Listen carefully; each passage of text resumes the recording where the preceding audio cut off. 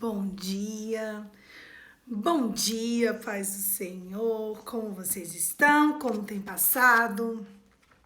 Hoje é o dia que o Senhor fez, vamos nos alegrar nele. Hoje é domingo e do que mais, hoje é Dia das Mães. Hoje é um dia muito importante para a mulher e não é só pelo fato de ser o Dia das Mães ou só pelo fato de ter mulher no mundo. Hoje é um dia extremamente importante para a humanidade e a gente precisa de marcar esse dia com uma live diferente, um devocional diferente. E o que eu vou fazer aqui hoje é desconstruir não verdades, mas mentiras que colocaram nos nossos corações. Anota comigo, a verdade nunca pode ser relativizada. Ai, a beleza é relativa. Não, não é. Chega disso. A beleza não é relativa.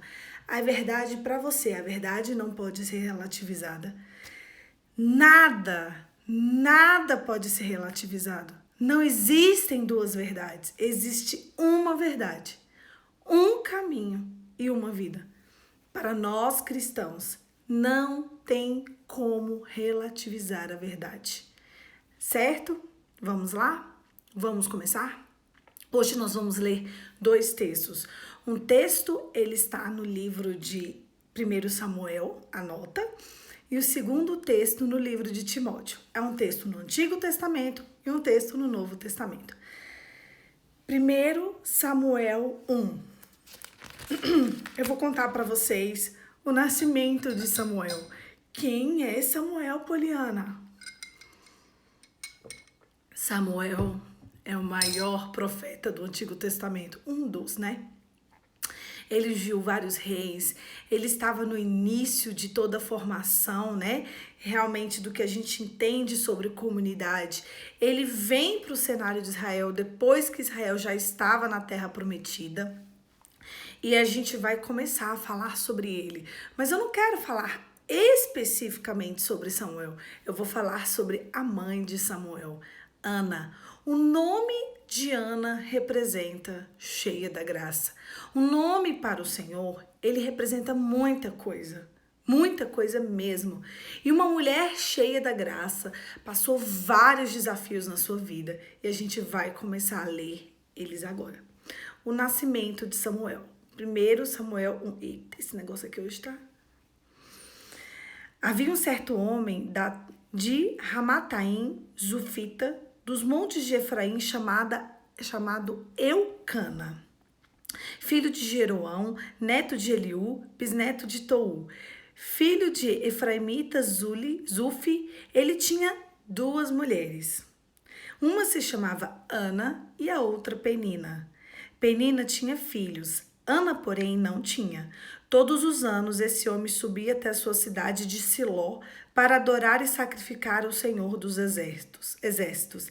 Lá, Ofone e Finéias, os dois filhos de Eli, eram sacerdotes do Senhor.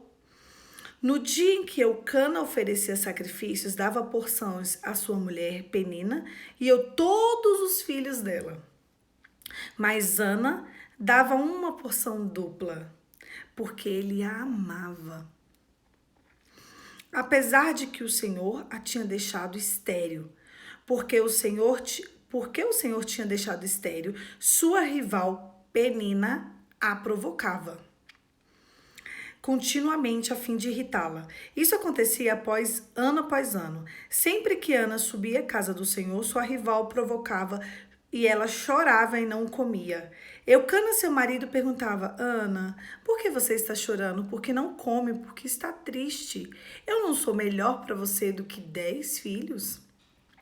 Certa vez, quando terminou de comer e beber em Siló, estando o sacerdote Eli sentado na cadeira junto à entrada do santuário do Senhor, Ana se levantou e com a alma amargurada chorou muito e orou ao Senhor. Ela fez um voto dizendo: Ó Senhor dos exércitos, se tu deres atenção à humilhação da tua serva e te lembrares de mim, não te esqueceres da tua serva, mas se deres um filho, então eu dedicarei ao Senhor por todos os dias de sua vida, e o seu cabelo e a sua barba nunca serão cortados. Enquanto ela continuava a orar diante do Senhor, Eli observava a sua boca. Como Ana orava silenciosamente, os seus lábios se mexiam, mas não se ouvia sua voz. Então ele pensou aqui que ela estivesse embriagada. E ele lhe disse: Até quando você continuar embriagada? Abandone o vinho. Ana respondeu: Não se trata disso, meu senhor. Sou uma mulher muito angustiada. Não bebi vinho nem bebida fermentada. Eu estava derramando a minha alma diante do Senhor. Não julgues a sua serva por uma mulher vadia. Eu estou orando aqui agora por causa da minha grande angústia e tristeza. Ele respondeu: Vai em paz. O Senhor Deus de Israel conceda o que você pediu. Ela disse: Espero que seja benevolente para com tua serva. Então ela seguiu o seu caminho e comeu, e o seu rosto já não estava mais abatido. Na manhã seguinte, eles se levantaram e adoraram ao Senhor. Então voltaram para casa em Ramá. Eucana teve relações com a sua mulher Ana, e o Senhor se lembrou dela. Assim, Ana engravidou e no devido tempo deu à luz a um filho e lhe deu o nome de Samuel, dizendo: Eu pedi ao Senhor. Ana consagra Samuel. Quando foi no ano seguinte, Ana subiu com toda a sua família para oferecer sacrifício anual ao Senhor e para cumprir o seu voto. Ana foi e disse ao seu marido: Depois que o menino for desmamado, levarei e apresentarei ao Senhor, e ele morará ali para sempre. Disse Eucana ao seu marido: Faça o que lhe parecer melhor. Fique aqui até desmamá-lo, que o Senhor apenas confirme a palavra dele. Então, ela ficou em casa e criou seu filho até que o desmamou. Depois de desmamá-lo, levou o menino ainda pequeno à casa do Senhor em Siló, com um novilho de 3 anos de idade, com uma arroba de farinha e uma vasilha de couro cheia de vinho. Eles sacrificaram o novilho e levaram o menino a Eli. E ela lhe disse: Meu senhor, juro por tua vida que eu sou a mulher que esteve aqui ao teu lado, orando ao Senhor. Este era o menino que eu pedia, e isso agora eu dedico ao Senhor por toda a sua vida, e ele será dedicado. E ali adorou ao Senhor.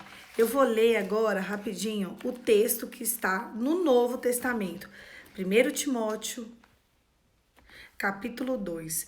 Eu vou acelerar, porque a gente já tá com o tempo corrido. Não, eu vou ler tudo. Vou ler tudo. Paulo está instruindo a igreja de Timóteo e ele faz algumas instruções acerca da adoração. Anota essa palavra que ela é muito importante. A adoração.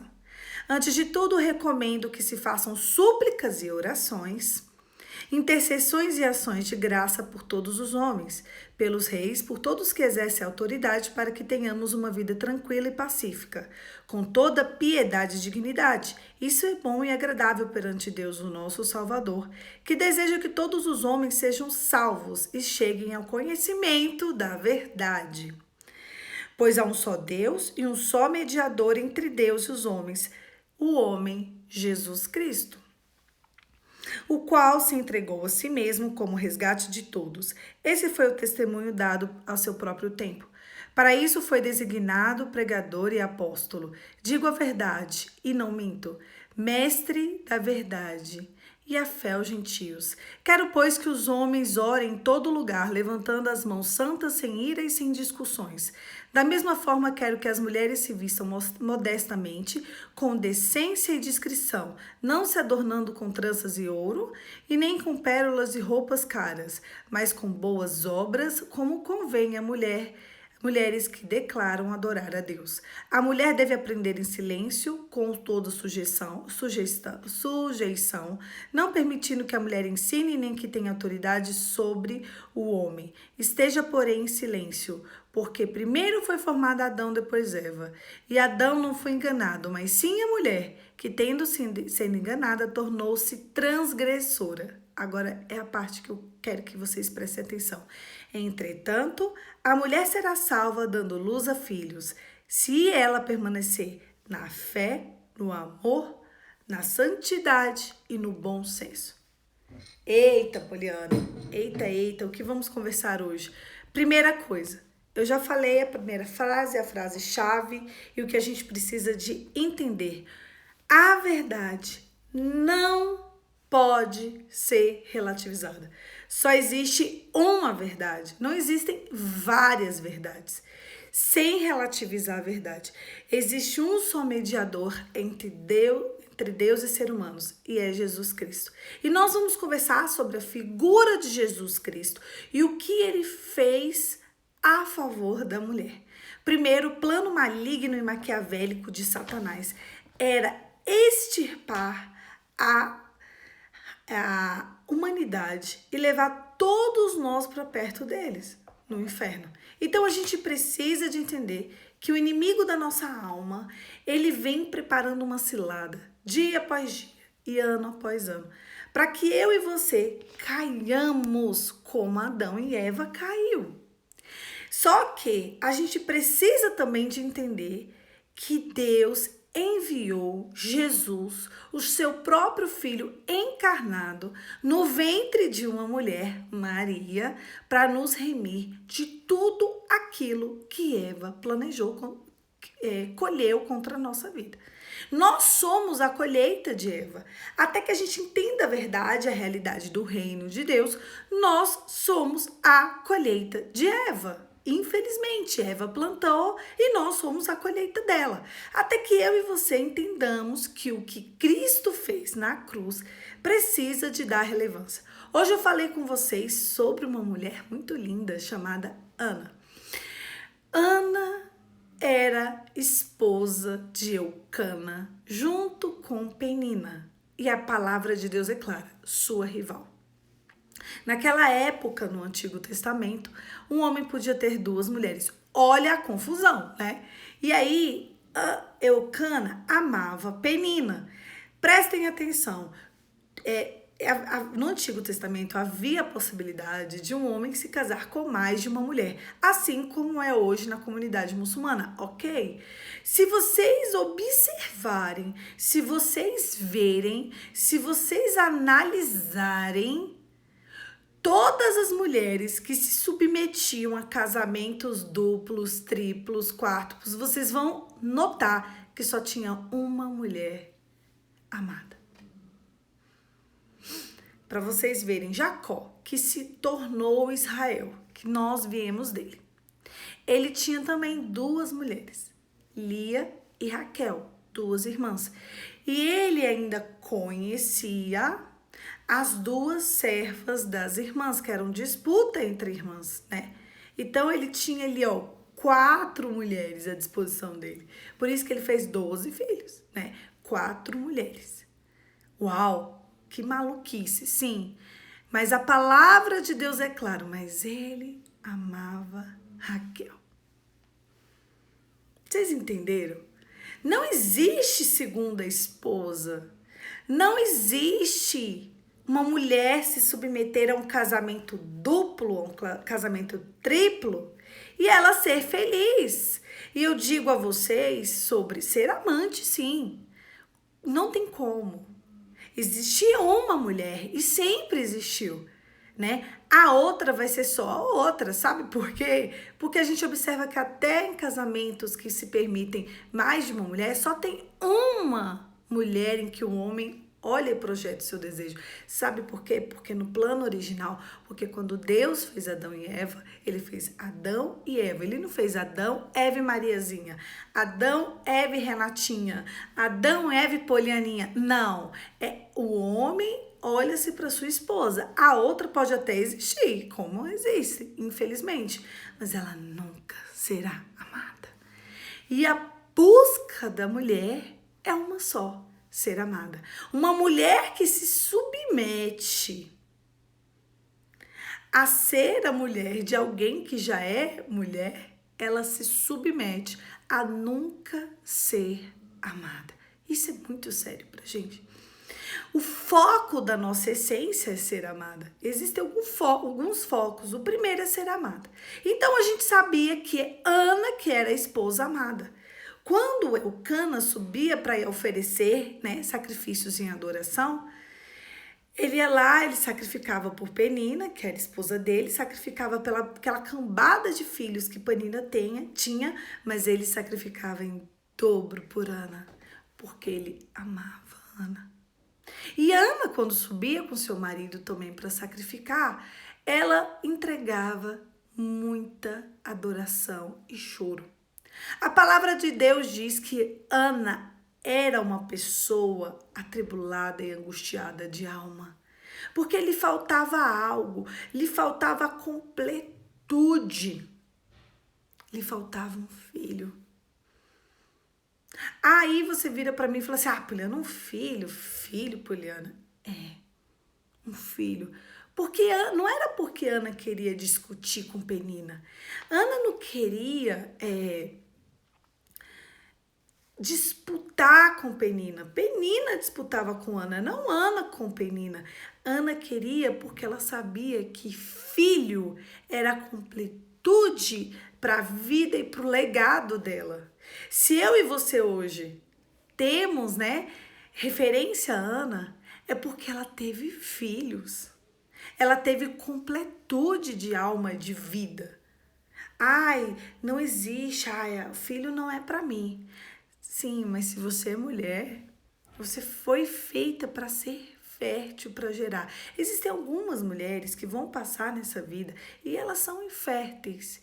E elas são inférteis no seu corpo, mas ali aquelas mulheres devem ser entregues à maternidade de uma outra forma, através dos seus sobrinhos, através até mesmo de adoção.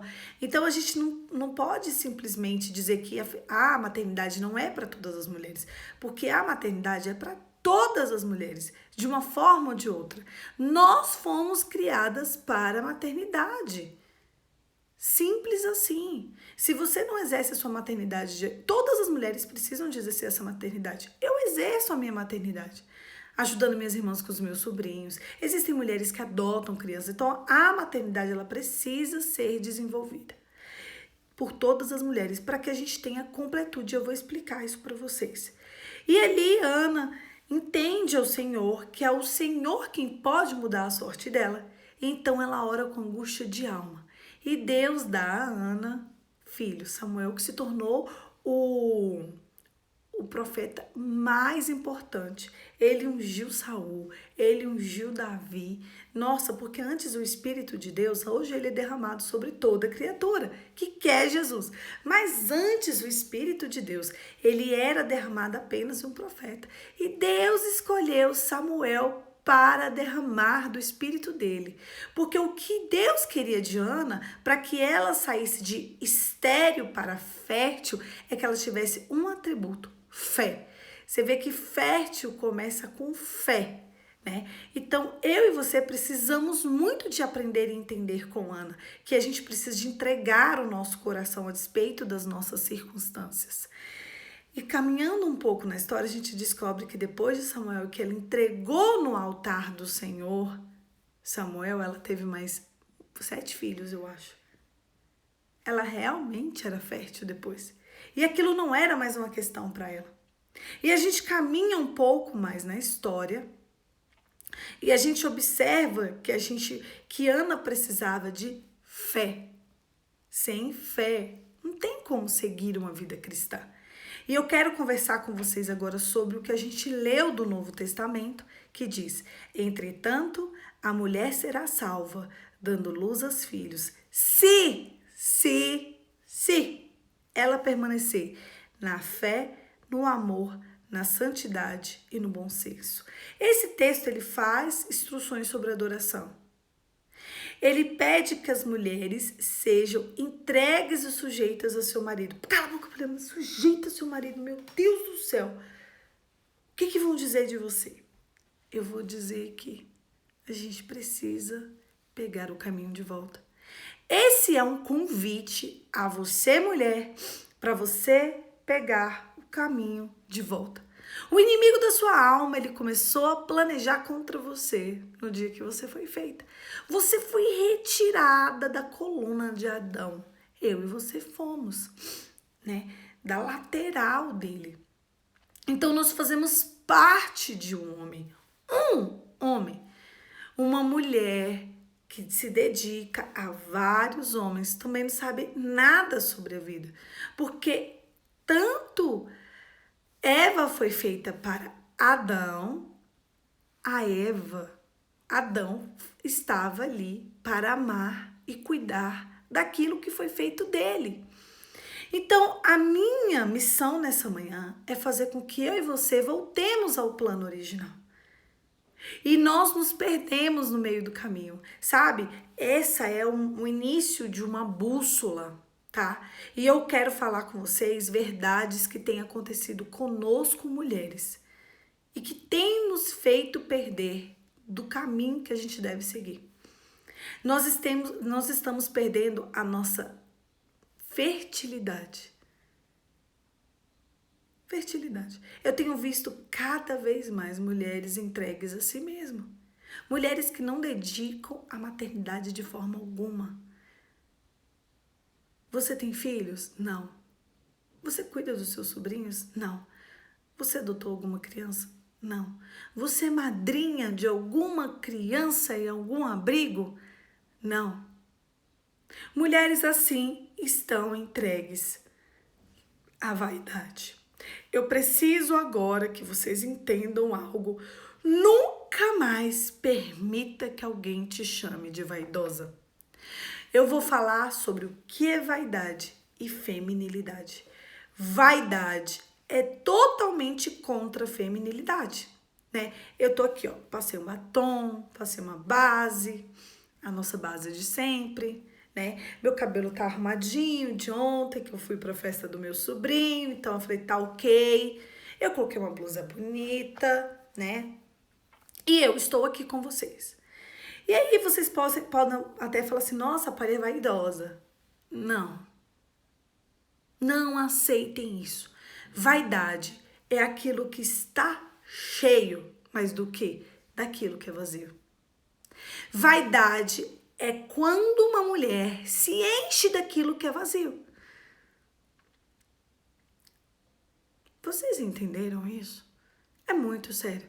Feminilidade é uma característica inerente a todas as mulheres. Feminilidade, ela está totalmente ligada ao adorno do corpo, né? Ao adorno, ao meu cabelo, que ele tá cortadinho, que eu cortei essa semana. Fiz uma franja aqui que eu ainda tô me adaptando a ela de novo, né? Eu tô aqui com o cabelinho todo no lugar. Passei um batom, como eu já disse pra vocês. Isso se chama feminilidade e não vaidade.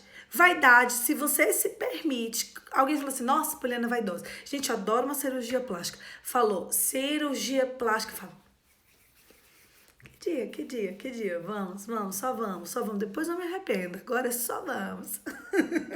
Quem me conhece sabe. Coisa boa, entrar no centro cirúrgico, entrar feia e sair bonita. Mais ou menos. Você só fica bonita depois. Uma coisa boa, né? Então eu digo a você, já fiz 2 plásticas nesse nariz, isso aqui não é à toa, não é em vão, é bonito mesmo.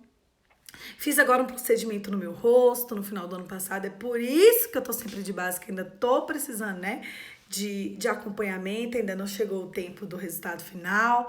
Então tem algumas partezinhas vermelhas, como o meu queixo, um pouquinho aqui na lateral, enfim, né, precisa dessa camada para poder proteger também o procedimento e é pesado, mas deu uma boa arrumada no meu rosto.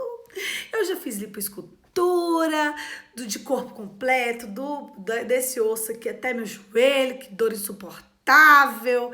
Eu já tirei gordura daqui, coloquei ali, já coloquei silicone. Meu Deus, até prótese silicone. Até. Botox eu faço. Coragem não, minha irmã, é só você entrar dentro do centro cirúrgico e falar, só vai. Você dorme, na hora que você acordar já tá tudo feito. É assim, você chega, você entra no centro cirúrgico e eles te anestesiam. Quando você acorda, é só se arrepender, pronto. Você passa ali, ó, 20, 30 dias arrependida, depois você só aproveita, acabou. A única coisa que você tem que fazer é se arrumar, bem bonita, usar toda a sua feminilidade e ir pro centro cirúrgico. Só isso. Pronto, não tem que ter coragem. Coragem tem que ter para outras coisas. Para fazer cirurgia, não. Você vai fazer dormindo.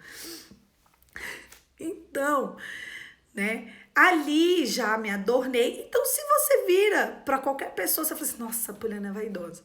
Mas por que que eu faço isso? Eu faço isso por conta de uma feminilidade minha. Não é por conta de vaidade, né? Se fosse por conta de vaidade, eu já tinha feito umas 5 lipoesculturas. Eu fiz uma. Se fosse por conta de vaidade, já tinha trocado essa silicone milhões de vezes. Eu fiz uma. Depois eu fiz um retoque só.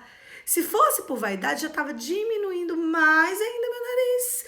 Deixando ele mais pontudo ainda. Já fiz 2. Mas é porque precisava. Porque eu fiquei sem respirar na primeira. Porque não era nem para eu ter feito a segunda. Deu mais uma arrumadinha? Deu mais uma arrumadinha. Quando eu fiz o procedimento do rosto, a menina falou assim pra mim, eu vou afinar mais ainda seu nariz e vou deixar ele mais pontudinho. Você quer? Quero. Só vamos. Já que eu tô aqui, só vamos. Então, a gente precisa de observar e entender qual é a diferença entre vaidade e feminilidade. Nós, mulheres, adoramos esse negócio de adorno, de estarmos mais bonitas, de sermos feminina.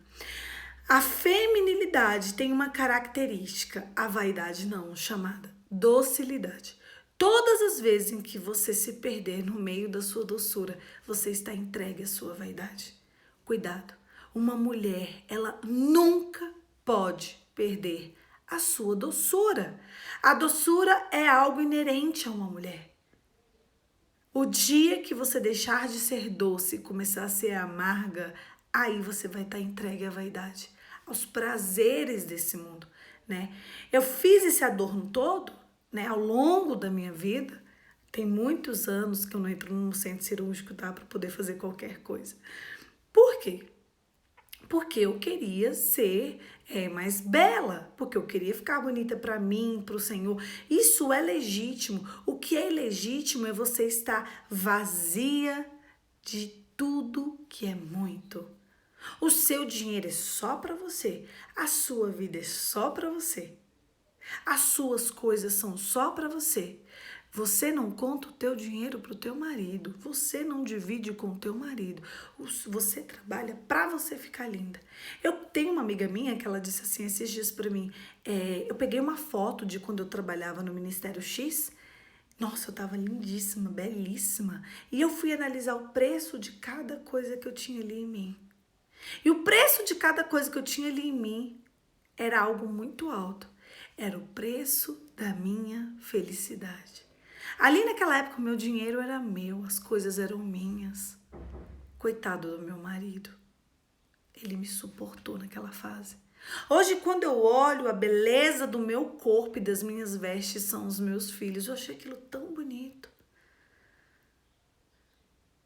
Eu sempre estou escovada, eu sempre estou de unha feita, mas aquela antiga eu não faz mais parte de mim, porque o meu adorno são os meus filhos. E agora eu quero entrar com vocês em um ponto muito sério, chamado feminismo. E era esse o ponto-chave. E antes que a gente continue, eu vou pedir para vocês anotarem. Eu quero que vocês sigam uma mulher chamada Mari Brito, Mariana Brito. Ela fala muito sobre isso. E outra chamada Cris Correia. Mari Brito e Cris Correia. Elas falam muito sobre isso. Inclusive, o Instagram da Cris, ele é todo sobre feminismo. E a primeira coisa é que vocês precisam de entender, se você é cristã, você não pode ser feminista. Você precisa de lutar contra raízes do feminismo dentro de você. Não existe relativização. Não existe feminista cristã. E eu vou pedir para vocês escreverem no chat, por favor. Não existe feminista cristã. Essa é a primeira verdade que a gente precisa desconstruir acerca desse movimento. Escreve no chat para mim. Não existe feminista cristã. E eu vou explicar para vocês por que não existe feminista cristã. E eu vou só pincelar. Porque esse é um assunto tão vasto, tão sério. Escreve aí no chat. Não existe feminista cristã. Vamos lá, para a gente seguir, eu preciso que vocês escrevam. Não existe feminista cristã. Não existe relativização, isso mesmo. Não existe feminista cristã. Isso mesmo, vai escrevendo. E fala aí na sua casa. Não existe feminista cristã. Feminismo, ele é um movimento coletivista. Eu vou falar de 2 mulheres, porque não... 3. Não vai dar tempo da gente falar mais delas, porque eu quero explicar o que aconteceu. O feminismo, ele teve o início lá no Jardim do Éden, através de Eva, tá? Eva quis tomar a frente na determinação de Deus, que era que Adão é quem determinaria o nome, as coisas, as circunstâncias e as situações. Então Eva foi ouvir a serpente todas as vezes, anota, que uma mulher quiser, isso mesmo, vai falando, não existe feminista cristã. Todas as vezes em que uma mulher quer ser superior ou igual a um homem, ali existe uma raiz de feminismo. Então, nós começamos falando sobre Eva. Eva foi até o Jardim do Éden. Pra quê, gente? Pra que ela estava ali? Ela estava ali para ser entregue às circunstâncias dela. Só que não, ela decidiu tomar a frente. Todas as vezes que uma mulher toma a frente das circunstâncias, mas eu sei o que tem que fazer, eu sei a hora que tem que fazer. Sim, mas o homem, ele é a representação de Deus dentro da família. E a mulher é a representação do Espírito Santo. A mulher é o que conduz, o homem é o que decide. Se você não consegue, sabe, se encaixar nisso com você e o seu marido, você precisa de redenção. E não de obrigação. Porque eu vou fazer, eu vou tomar frente. Porque ele é um banana. Tem muita mulher que faz isso, né, com o marido. Né? Mas foi o marido e o homem, o amor da sua vida que você escolheu. Então você precisa de entender como você vai fazer esse banana funcionar. Então, o que acontece? O feminismo é um movimento coletivista que começou com Eva, literalmente. Só que aí não bastava porque era só uma. E o feminismo precisava de ser um movimento coletivo. Então, presta atenção. Esses movimentos coletivos, fiquem todos vocês com o pé atrás, tudo bem? E ali a gente vai falar sobre feminismo mesmo, começando no século XV. Ele se arrastou pelo século XVI, XVII, com uma mulher chamada Christine de Pizan. Ela queria confrontar só Santo Agostinho. Ela estava dizendo que todas as circunstâncias que a mulher vivia eram desnecessárias para uma mulher. Simples assim. E assim, ela queria dizer que a maternidade não funcionava. Ela queria dizer que uma mulher podia viver sozinha e feliz e bem. Ela queria dizer que a mulher podia sim ser a provedora do lar. Ela queria dizer tantas coisas que aconteceram hoje. E a Christine de Pizan não ficou sozinha. Foi andando a história e chegamos a Mary Guzzi. Ela, em 1792, ela assinou a Declaração de Direitos da Mulher Cidadã, dizendo que a beleza da mulher era prejudicial à sua inteligência. E vocês dizem que existe feminista cristã. A beleza da mulher é prejudicial e inferior à sua inteligência. É esse tipo de mulher que vocês dizem que seguem. E um dia nós também já seguimos. Porque o movimento feminista, ele tem, né, a beleza da mulher, a docilidade da mulher. Só que ele entra com vaidade. Foi por isso que eu falei sobre vaidade, né, antes de falar sobre feminismo. Todo início de feminismo começa com a vaidade, aquilo que é vazio de si. Então a gente vai descendo mais na história, porque eu não posso só ficar contando fatos históricos, eu tô pensando em abrir uma sequência de uma semana de lives sobre feminismo, tá? Que aí a gente vai ser mais profundo e intenso, mas é porque como hoje o foco é maternidade, eu vou só mencionar algumas mulheres. E a quarta mulher, né, que eu falei de Eva, Falei que ia falar 3, mas eu vou falar 4. É Simone de Beauvoir. Eu quero falar de Simone e pincelar poucas coisas sobre ela, porque todo mundo fala, Simone de Beauvoir, eu sou quase uma Simone. Gente, eu vou só contar pra vocês quem é Simone. Em 1997, não, 1897, foi assinado uma petição por Simone de Beauvoir, dizendo que a pedofilia tinha que ser legalizada. Vamos lá. Vocês acham isso bonito? Simone de Beauvoir, ela era uma professora francesa que ela não foi nem aceita pelos alemães, que eram nazistas. Foi na época do nazismo. Ela não era nem aceita, ela foi expulsa do nazismo, porque ela era nociva. A Simone, ela tinha relação sexual com as suas alunas.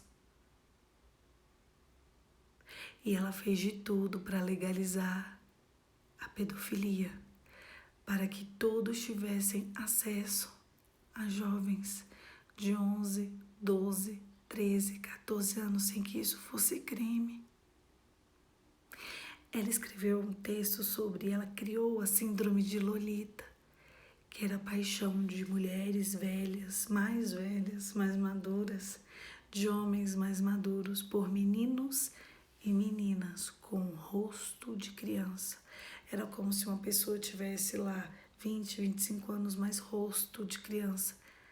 Ela quem desenvolveu a síndrome de Lolita. Ela foi uma das grandes precursoras sobre o movimento marxista. O marxismo criou uma agenda e nessa agenda nós estamos vendo tudo o que está acontecendo hoje. Uma das funções da agenda, depois vocês veem o documentário Agenda, é que a verdade é relativa. O movimento feminista nunca te salvou. Existe alguém que te salvou, o nome dele é Jesus. Nunca na história bíblica alguém salvou mais do que as mulheres, do que o próprio Cristo. Ninguém valorizou e supervalorizou as mulheres do que o próprio Cristo. Nós cristãs somos cristãs e não feministas. O feminismo, ele tem uma raiz lá no Jardim do Éden, tá? Simone de Beauvoir, uma mulher que ia pra cama com as suas alunas. Ela dava notinha boa. Se a aluna dela se deitasse com o marido dela, ela aliciava as meninas para fazer homenagem. Ela, o marido dela e a adolescente. No Manifesto Comunista, diz que, não, e é um escrito de Simone de Beauvoir, que o filho que amamenta no peito da mãe não tem problema, ele pode ser sexualizado e a mãe pode sim introduzir ele na vida sexual. Não falamos nem de primeira infância, né? Bebê. E vocês aprovam Simone de Beauvoir? Vocês estão aonde com a cabeça? Esse é o movimento feminista. Eu vou contar aqui para vocês, uma mulher no Brasil teve voto porque a Igreja Católica, junto com a Igreja Evangélica, lutaram por nós, dizendo tudo que a gente diz hoje e as mulheres dizem que foi o feminismo. Pesquisa na história. Quem conseguiu o voto feminino foram os representantes da religião protestante e e da religião católica no parlamento brasileiro. Simples assim. E vocês estão dizendo para mim que foi o feminismo. Onde vocês estão com a cabeça? Todas as verdades que vocês dizem que são, a despeito do que é feminismo, são todas desconstruídas na cruz. O feminismo, ele veio para aniquilar a docilidade e a feminilidade e para atrair a vaidade. Cuidado no que vocês estão acreditando. Escreve para mim no chat. Eu vou fazer uma pergunta. Enquanto eu continuo, eu quero que vocês escrevam. Vocês sabiam que Simone de Beauvoir era pedófila? Só escreve para mim, sim ou não. Eu quero saber o nível que nós estamos hoje. Se vocês sabiam dessa informação. Porque isso foi escrito nos próprios textos dela. Tá? E às vezes, vai escrevendo que eu vou continuar, vou seguir aqui. Você sabia que Simone de Beauvoir era pedófila? Esse é o... Ai, peraí, que a minha mesa tá meio bamba. Então, escreve pra mim. Não sabia. E então, por que eu tô contando isso pra vocês? E por que eu contei toda essa história? Porque Simone de Beauvoir é a mulher mais influente neste século em questão do feminismo. Não. Outra mulher que eu quero muito que vocês sigam é a Renata Barreto. Por favor. A Renata Barreto, ela fez uma série nos destaques dela sobre várias mulheres. E vocês vão desconstruir essa verdade que mentiram para vocês. Nós precisamos de combater isso e não de ovacionar, tá? Não existe feminista cristã. E as raízes do feminismo, elas são muito além do que a gente imagina. Porque às vezes eu falo e você fala, eu não sou feminista. Aí a outra fala, eu não sou feminista. Aí a outra fala, eu sou feminista. Eu não sou.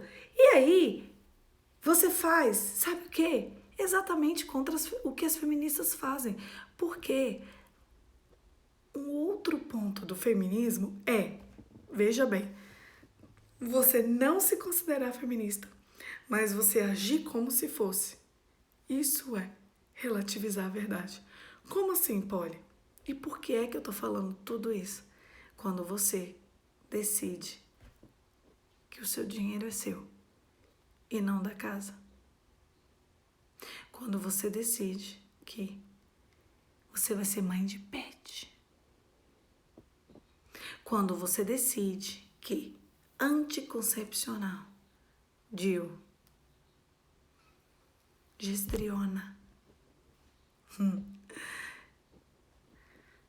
é muito mais importante do que dar a vida. Primeiro que todo e qualquer contraceptivo colocado na mulher, ele só tem uma função, destruir a sua vida.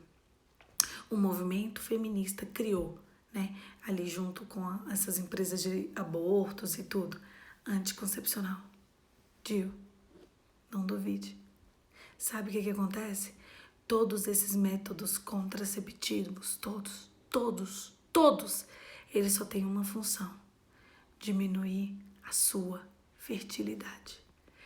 Se você toma anticoncepcional, você vai ter, né? Pode. Em algum momento você vai ter trombose, tumores, câncer. Fora sintomas diários, enxaqueca, dor de cabeça, irritabilidade. Tudo isso é feito para aumentar a sua vaidade e diminuir a sua docilidade. Corta a sua libido. Como você usa o método contraceptivo para você ter atividade de casal e você corta o desejo de ter a sua atividade de casal, não entra na minha cabeça. Você toma anticoncepcional para não ter filho e aí o anticoncepcional retira de você o desejo pelo seu marido e você não vai praticar sexo. É lógico que é ótimo, né? Cumpriu a função dele. Não vai ter filho, porque não vai praticar sexo. Ou vai praticar de qualquer jeito, ou vai ter essa confusão toda. Quando eu era adolescente, eu tinha tenho também síndrome dos ovários policísticos e sou pré-diabética. E os médicos falavam, você só pode viver com anticoncepcional. E assim eu permaneci com 12 anos, por 12 anos, até que eu quase morri. Eu tive uma trombose no cotovelo direito. Cotovelo, vocês já viram trombose no cotovelo direito? Nas duas pernas e nos pés. Essa sou eu, com 30 anos. Uma mulher em 2016 com trombose no cotovelo, nas duas panturrilhas e nos pés. Porque falavam pra mim que era a única opção. Eles odiam o anticoncepcional e todos esses outros medicamentos e procedimentos, eles só têm uma função, tirar a sua fertilidade. Arrancar de você o seu direito de ser mãe, seu direito de ser mulher e feminina. Então ele tira a beleza do seu rosto, ele tira a beleza dos seus fios de cabelo, ele tira a beleza do contorno da sua pele, o seu cheiro, sabe? Uma mulher que não toma anticoncepcional, ela sabe qual é o cheiro dela, ela sabe onde está o ciclo dela, ela sabe onde estão ali as vontades dela. Uma mulher que não toma. Então nos foi contado lá na nossa adolescência que se a gente tivesse relação com o nosso parceiro sem o uso de preservativo, né, de anticoncepcional, de que a gente ia engravidar. E porque olha as mulheres do passado, olha o tanto de filhos que ela tem. Será mesmo que toda mulher do passado, elas tinham filhos porque elas queriam ter filhos ou elas tinham filhos porque elas eram obrigadas a ter filhos? Será que essa não foi uma história que o feminismo contou para vocês? Quantas mulheres eu conheço com vida sexualmente ativa de 10, 20, 30 anos e não tem essa quantidade enorme de filhos que tínhamos antes. E não não fazem métodos contraceptivos. É muito mais difícil uma mulher ter muitos filhos do que fácil. Então a gente começa na história entendendo, introduzindo, né, que o feminismo, às vezes a gente podia ter pessoas como a Poliana e companhia que iam entender o que era o feminismo, então a gente precisava de implementar através de coisas que as mulheres queriam uma certa liberdade, sabe? Dinheiro. Não dependa do seu marido. O seu marido é o seu emprego. Eu não sou contra a mulher trabalhar, até porque eu trabalho muito e vocês sabem disso. Eu sou totalmente contra uma mulher se esconder através do seu trabalho. Não, olha, a gente pode se equiparar com um homem, a gente tem que se ascender profissionalmente, depois a gente vai ter filhos. Só que a palavra de Deus diz, eu li para vocês no livro de Timóteo, que a salvação da mulher está atinente à maternidade. Então hoje é quase um crime uma mulher ser mãe. As pessoas me perguntam, olha, olha só, eu tenho 34 anos, vou fazer 35 anos. Entender essas realidades é algo recente para mim. Eu fiquei até mais ou menos 28, 29 anos falando, eu não quero ter filhos, eu preciso me estabilizar financeiramente, eu preciso me ascender profissionalmente. Não, se eu tiver filho, eu vou ficar o dia inteiro na creche, a creche que cuide. Celular é ótimo. Essa era eu no passado. Graças a Deus, Deus me disse não. Até que você mude essa essência sua e pecaminosa, eu não vou condenar nem o seu marido, nem os seus filhos a uma mãe entregue ao feminismo, por mais que ela dizia que não era feminista. Essas verdades que eu tenho contado para vocês são coisas recentes, né? De 6, 7, 8 anos para cá. Que eu tenho aprendido o que é que aconteceu, qual foi o ponto que a gente errou. Agora é a hora da gente pegar o caminho de volta. Uma mulher, ela só trabalha para falar da palavra de Deus. E ela só trabalha por mimo para poder exercer na sociedade um papel que ela aprendeu. Ela não trabalha para o desejo dela, para a concupiscência dela. Ela trabalha para contribuir. A mulher não é a protagonista financeira de dentro de casa, sabe? Eu vejo mulheres ali, que não precisam de trabalhar. Eu tenho uma amiga minha, Amanda, ela está aqui na live. Fala eu aí, Amanda. Quero só ver. Eu tô vendo que você tá curtindo aqui os coraçõezinhos, Amanda. Falar que você tá aqui presente. Quero só ver. A gente foi fazer um treino em um dos lockdowns desse ano, a gente foi treinar no parque E o marido dela no carro virou e falou assim: olha, Poliana, Amanda sempre trabalhou, mas chegou uma hora. Ah, oi, né, Amanda? Tô aí, tô tomando a sua lista de presença. Aí a gente tava no carro, eu fui no carro com ela, porque era aqui pertinho, ela falou, passei na sua casa. Foi o marido dela, ela e eu. Porque ela, nessa hora, ela ainda tinha um pouco de insegurança de dirigir. Então ela botava o marido dela pra levar ela pra todos os lugares. E aí, o marido dela foi só pra acompanhar o treino das mulheres. Só pra levar a gente. E ele ficou lá esperando. Isso que é função de marido. E ele virou pra mim no carro e falou assim, Poliana, eu dou tudo que a Amanda quer. Eu faço tudo que ela quer diante das minhas possibilidades. Se ela quiser trabalhar, ela vai perder tudo isso que eu posso proporcionar. Claro que eu não sou rico, eu não tenho como proporcionar, sei lá, agora, nesse exato momento, sei lá, um carro para ela, né? Não tenho, mas eu tenho como proporcionar todo o conforto que ela precisa. E, às vezes, as mulheres olham para Amanda, e eu quero trazer a Amanda e trazer a figura dela aqui nessa live, como se ela fosse errada de estar dedicada ao nosso lar. Como se fosse um absurdo, sendo que eu chego dentro de casa e eu sempre vejo o que ela precisa. Gente, a Amanda só usa roupa de marca na academia. Eu não uso. E é que compra o marido. Entenderam como funciona?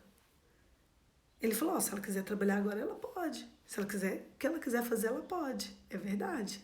Tu tá ficando metida, hein? Só fica bonita na academia. Sabe, a Amanda treina 2 vezes por dia. Por isso que ela tá aí, maravilhosa, magra, fitness, linda. Por isso que ela tá toda definida. Porque de manhã ela vai fazer o treino e de tarde ela vai para acompanhar o marido. E aí já bota um treino junto.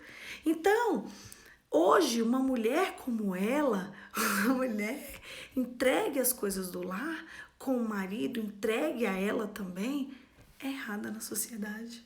Mulher tem que trabalhar. Mulher tem. Um dia desses, uma seguidora falou assim: o que eu faço pra eu guardar dinheiro pra mim caso meu marido me largue? Eu falei: o quê? Então você não tá casada? O feminismo, ele veio para dizer que nós mulheres não precisávamos de casar. Nós precisamos de, se a gente quiser ter um parceiro, a gente podia ter o parceiro que a gente quisesse, na hora que a gente quisesse, do jeito que a gente quisesse. Que casar no civil e no religioso não precisava de mais, porque era muito mais fácil você morar junto, porque na hora que você quiser, ó, sair daquela relação, você sai do que você fazer o que tem que ser feito com algo eterno. A união estável, ela veio junto com conceitos feministas. A união estável, ela veio disso. A união estável veio nesse tempo. A união estável veio junto com a galera da Simone de Beauvoir. Por isso que eu bato na tecla da união estável. Essa é a época dela, veio a implementação namoro, em que você poderia só namorar. E aí foi reduzindo para ficar. E aí você fica com quem você quiser, você se deita na cama de um. Aí mais tarde você sentiu vontade, você deita na cama de outro. Daqui 2 dias você se deita na cama de outro. E o que é o foco principal não existe. Você pode dizer que você não é feminista cristã, mas você tá lá no Tinder, né, que eu sei, ficando com todo mundo que aparece na sua frente. Uma mulher que não é feminista, ela não tá no Tinder, indo pra cama com os coleguinhas do Tinder. Uma mulher que não é feminista, ela entende que antes dela entregar o corpo dela,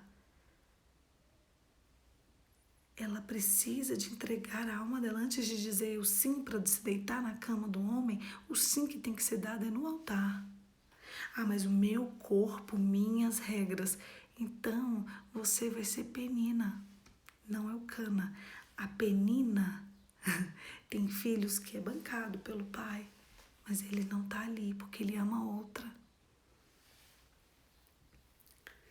Quantas Peninas nós temos no mundo? Os filhos de Penina são os filhos que não tem um pai que ama a mãe, que está com a mãe. Quando Ana começou a ter filhos, acabou Penina na história. Penina só apareceu ali. Penina disputava com Ana e jogava filhos. Quantas mulheres hoje têm filhos para segurar homem? E ele dá uma pensão de R$250 e acha que isso é suficiente para bancar. E a mulher fica sozinha criando os filhos. afinidade.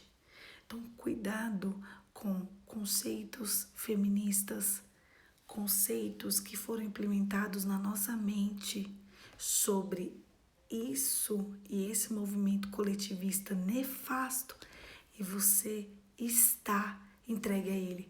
Uma mulher que se casa e vive tomando anticoncepcional para não gerar, para não ter filhos, para não ser fértil, é uma mulher entregue ao movimento feminista. O demônio, o próprio diabo, o próprio Satanás se encontrou com Eva no paraíso.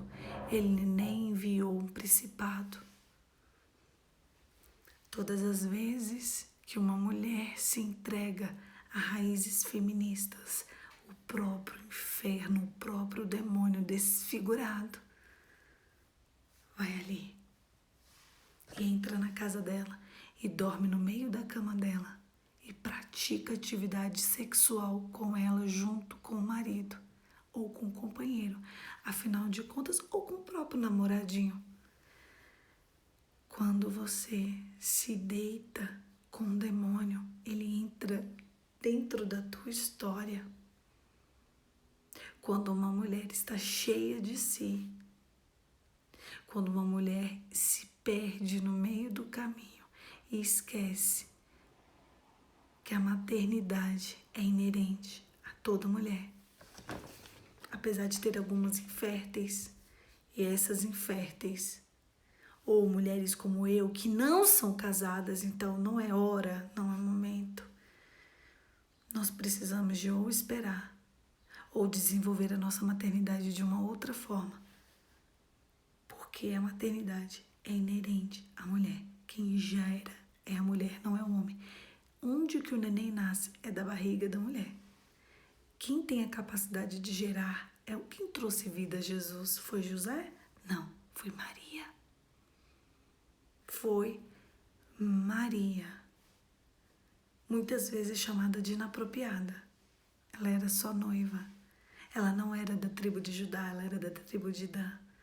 Mas a Maria, simples assim, ela fez questão de mostrar ao mundo que uma mulher pode ter a história dela marcada no planeta Terra através da maternidade. Qual foi a função de Maria no mundo? Trazer Jesus. O que Maria fez? Criou Jesus. Quem é Maria? A mãe de Jesus. O que representa Maria? Maria foi a escolhida. Todas as gerações depois de Maria sabem quem foi Maria. E Maria não foi uma grande construtora. Maria não foi uma empreendedora. Maria foi mãe.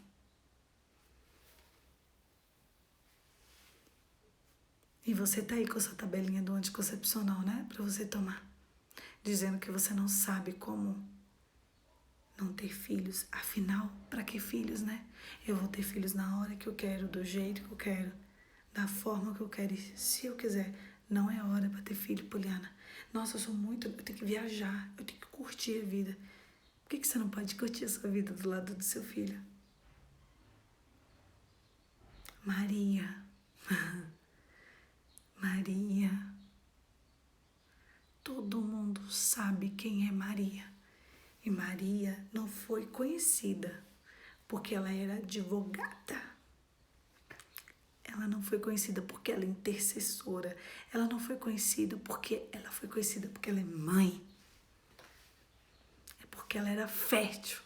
E aqui tá acabando a nossa live. Ai, meu Deus, eu queria falar de Maria, não vai dar tempo. Feche seus olhos e vamos orar. Pai, em nome de Jesus, nos livra de toda a raiz de feminismo. Nós repreendemos tudo que Satanás plantou naquele dia no Jardim do Éden.